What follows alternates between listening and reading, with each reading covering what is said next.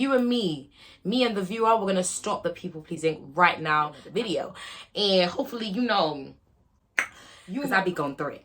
Anyways, I don't even know if I even look like what I'm supposed to give. Hey guys, welcome back to my channel. It's your girl Sephora Zola, and I am back with another YouTube video. Bruh, maybe like having all my hair back will really just show people my face, and y'all can really understand the beauty that I carry within me. Hey guys, welcome back to my channel. It's your girl Sephora Zola, and I am back with another YouTube video. I'm an actor, YouTuber. I film and create content to express myself. I feel like that's going to be my intro. Today, I'm going to be filming a video about people pleasing and how to stop people pleasing. Now, this is a topic that I wanted to film for a long time, but I do have this like high expectation in my head about what I want my videos to look like. I always want my videos to meet this certain standard. I want what I say to be this profound, this groundbreaking piece of information that I put out onto YouTube. But then it's like, Sephora, calm down, okay? You're not the Prime Minister, you're not the President. Just come onto this YouTube and just do your thing and just speak your truth. This is going to be a part 1 to how to stop people pleasing, and then I'm definitely going to be doing a part 2. I'm gonna be looking different in the other video because it's gonna be another video. But yeah, let's get into the video. Let's get straight into it because I'm becoming a precise, concise lit babe. Do you know what I mean? My first steps to how to stop people pleasing is learning different variations of how to say no. Now, just a little backstory. Your girl Sephora Zola has been a chronic people pleaser. I feel like growing up, I have gone above and beyond, put myself on the line, sacrificed myself in order to make others feel better. Whether that's just within conversations, whether that's doing something when deep down I know inside that's really what I don't want to do. I have literally been in my people pleasing bag. Yeah, growing up, I have been in my people pleasing bag. I'm on the way to overcoming this people pleasing problem because I am now aware of it. I become aware of like what I'm doing and stop myself and just basically moving into my self-worth, self-love, and just putting myself first era. It's literally just as simple as literally learning different variations of how to say no. Now with me, sometimes, let's say someone's asked me to do something, sometimes I feel like as human beings, to soften the blow, we use other excuses or we find loopholes to trying not to say what we really truly want to say deep down. And what I've actually learned, that it's okay to say no to something just because you do not want to.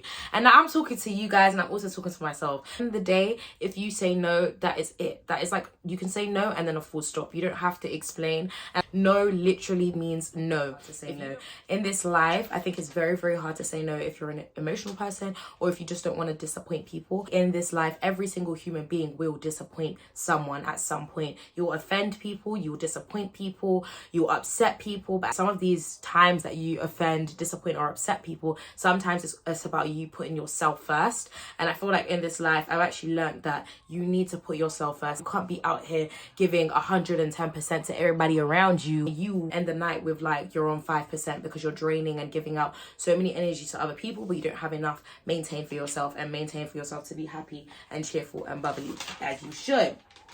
Me being a people pleaser was rooted in the fact that I am a serial empath. Please, living in this East London, guys, I mean, I know. Get me out the ghetto, man. Get me out the ghetto. Get me to 2 million subscribers so I can leave this. I'm joking. Shout out to my family, y'all. Anyways, I feel like my people pleasing era stemmed from genuinely being an empathetic person and just being a serial empath. I genuinely feel like I feel people's emotions intensely, and I actually empathize with people's situations. However, you need to draw the line between how you feel and sometimes what you know, and protecting yourself. That is something that I've come to learn a lot more in this past year. I've basically learned that if I really do not want to do anything, I am not going to die on the line for anybody else. I'm gonna put myself, put my family, put my feelings first, and protect like even my mental health. Protect my mental health, because I struggle with making people upset when I set boundaries. Essentially, when I set boundaries for myself, I get really upset because I know that I'm not helping people. And then at the end of the day, you are not other human beings' responsibility. I'm not responsible. I didn't birth no kids. I haven't birthed no kids. I'm 20 years old. I have no children. Okay, y'all. My third point, my fact that over-explaining yourself is not cute. That was literally the point that I wrote down when I was journaling. Over-explaining yourself is not a that I cannot lie. I have a very bad habit, guys, of over-explaining myself. I have a performance coming up and I missed a couple of rehearsals because I have a full-time job, and I caught myself over-explaining why I couldn't be there, why I couldn't attend, why I couldn't show up to the wrong people. The only people that I should essentially be explaining myself to are the people that are in charge, are the people that are the directors, the people that are running the thing, basically, in layman's terms. in hood terms, hood 101. I should only be explaining myself to the big boss, to the people that are running the thing.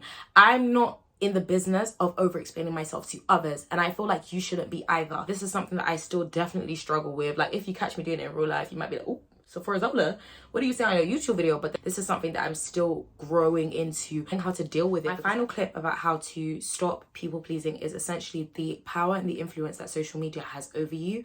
If you were a former social media addict like myself, you sometimes feel the need and you sometimes feel the responsibility to post on social media and put kind of your life and your lifestyle, what's going on out there, in order to kind of make people realize that, oh, you're okay, and pull you into a trap of essentially feeling like you're responsible to put your life out there, to post pictures on Instagram, to keep people updated on Snapchat, on Twitter, on Facebook. Because of this, you know, creation called social media, it's made us almost feel like obligated to essentially post our life and put our life out there so that other people know that you're okay. Other people know that you're still living life and that you're still happy and you're still sane. When at the end of the day, social media is like the biggest facade of all creation.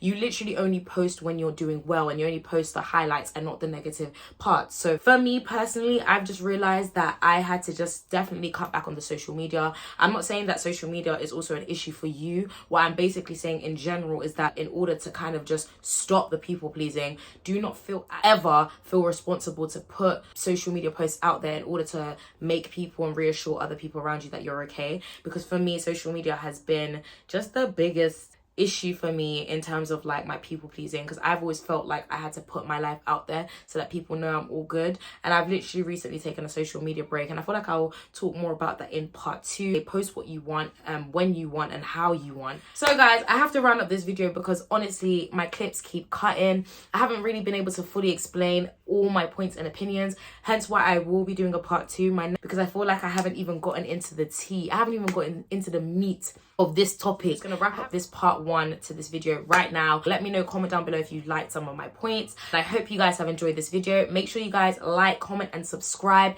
and be sure to stay tuned for part 2 of how to stop people pleasing from Sephora Zola. Bye guys, see you in the next video, y'all.